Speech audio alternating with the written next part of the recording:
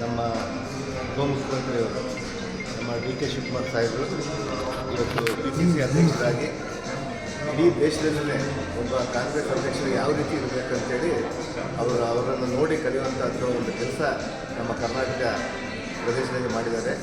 ಇವತ್ತು ಮಾನ್ಯ ಉಪಮುಖ್ಯಮಂತ್ರಿಯವರು D K Shivakumar ಸಾಹೇಬರು ಇವತ್ತು ಏನು ಕಾಂಗ್ರೆಸ್ ಹೈಕಮಾಂಡ್ ಇವತ್ತು ನಮ್ಮ ಶಿವಕುಮಾರ್ ಸಾಹೇಬರಿಗೆ PCC ಆಗಿ ಇವತ್ತು ಏನು ಅದನ್ನು ಜವಾಬ್ದಾರಿಯನ್ನು ಕೊಟ್ಟಿದ್ರಲ್ಲ, ಅದಕ್ಕೆ 100% ನ್ಯಾಯಯುತವಾಗಿ ಕೆಲಸ ಮಾಡಿಕೊಂಡು ಸರ್ಕಾರವನ್ನು ಕೂಡ ಇವತ್ತೇನು ಕಳೆದ ಚುನಾವಣೆಯಲ್ಲಿ ಅವರ ನೇತೃತ್ವದಲ್ಲಿ ಮತ್ತು ಸಾಮೂಹಿಕ ನೇತೃತ್ವದಲ್ಲಿ ಚುನಾವಣೆಯನ್ನು ನಡೆಸಿ ಫಲಪ್ರದವಾಗಿ 136 ಸೀಟುಗಳನ್ನು ಗೆಲ್ಲಿಸುವಂಥ ಶ್ರಮದಲ್ಲಿ ಅವರ ಬಹುದೊಡ್ಡ ಪಾತ್ರ ಇದೆ.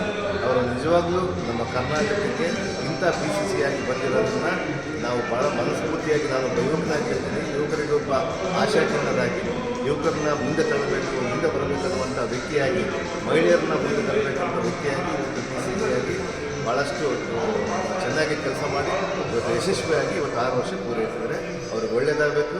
ಅವರಿಗೆ ಇನ್ನೂ ಮುಂದಿನ ದಿನಗಳಲ್ಲಿ ಭಾಳ ಉನ್ನತ ಮಟ್ಟದ ಕಾಂಗ್ರೆಸ್ ಪಕ್ಷದಲ್ಲಿ ಮತ್ತು ಈ ಸರ್ಕಾರದಲ್ಲಿ ಉನ್ನತ ಮಟ್ಟದ